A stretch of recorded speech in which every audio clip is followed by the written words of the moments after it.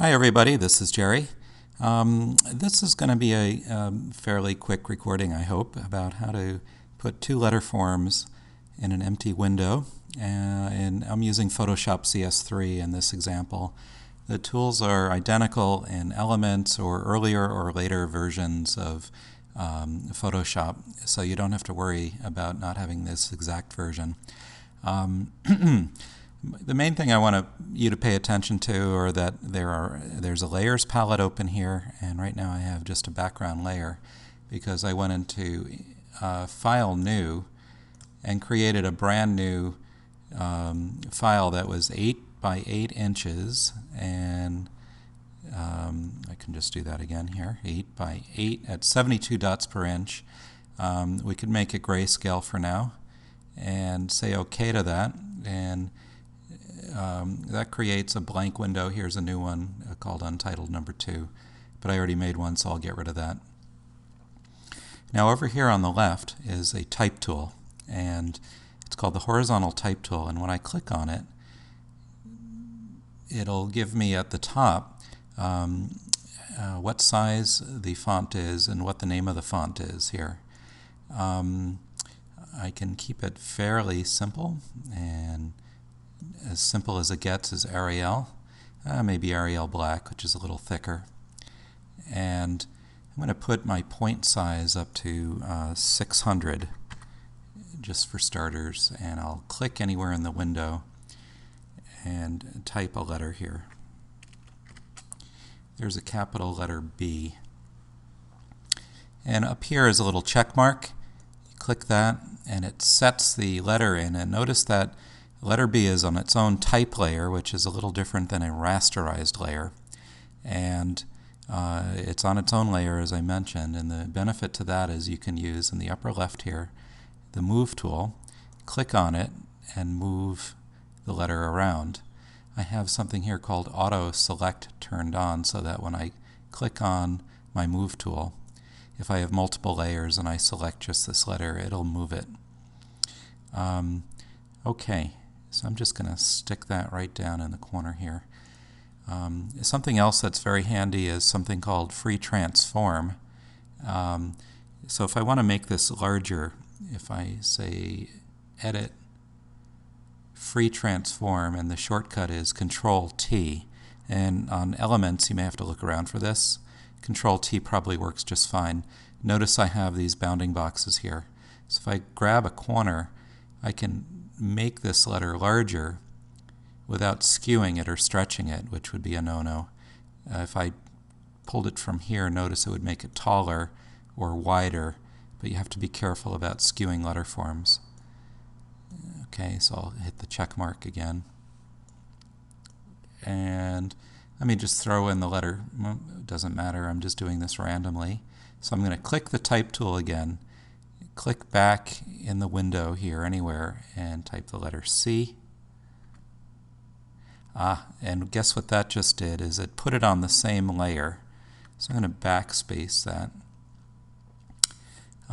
This can get a tiny bit tricky. Let's see if I create, I'm going to set that and create a new layer here and see if that'll work.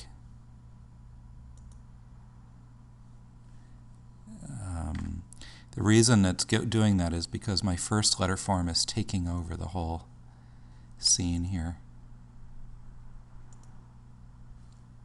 So let me turn that off and see if that'll work. Yes, okay. I clicked the eyeball to turn off the layer, and that did the trick. To get that layer out of the way, I'm going to trash layer 1. So I just have my C layer and my B layer. And I'm going to change the color of this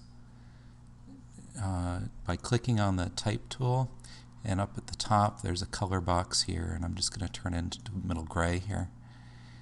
And excellent. And I'm also going to free transform this a little larger. Same thing, Control-T, and I can stretch it, oops, from the corner. If I hold down Shift, I'm sorry, it'll change the size without changing the proportions. Good.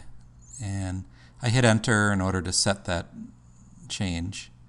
And notice right now it's not very exciting because one is opaquely over the other. And if I click on the top tool here, top layer, and right here are the blend modes. And what blend modes are is it changes the way one layer interacts with the layer beneath it.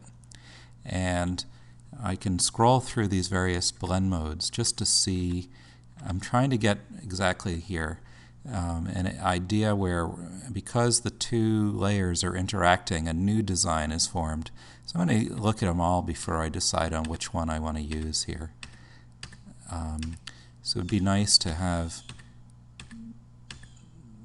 elements of the C interact with elements of the B. I can, again, free transform this larger. I'm going to zoom out a little bit, and I'm holding Shift down. And if I decide I don't love C, I can always try a different letter. Hit enter here. Zoom in a little bit. This is on the difference blend mode. Let's see what else there is. Exclusion. That's pretty cool. Hue, because there's no hue, it took it away, or saturation. Those are color, or color. Luminosity. Okay, so it looks like exclusion might be my favorite of the group here.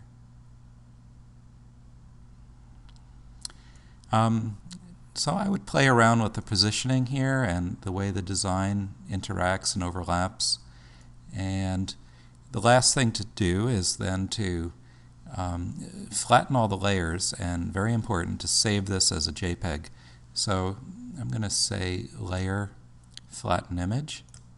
And notice it's all one background image now, and I can't move the layers around. Oops, see, layers locked. And that's because it's called background. And then File, Save As, name it. So two-letter design, project number 1, and choose the format. And it's very important to choose JPEG, not any other thing like TIFF or bitmap or PHP or something. JPEG, because that will allow it to be posted to the blog, and then save it. Make sure that you know where you're going. I don't want to put it in my tax H&R Block tax folder, so I'll just go out and find a folder where I know it is, let's say Albertus and etc. Two-letter design, I'll hit save. Okay, and then under JPEG options, choose quality anywhere from 8 or 10 to 12. 10 is a nice average, and say OK to that. And now when you go to post the image, you're ready to browse to that folder and find it. Okay, in a future video we can talk about how to change up the colors, work with the background more, and play with this a bit more. See you in the next video.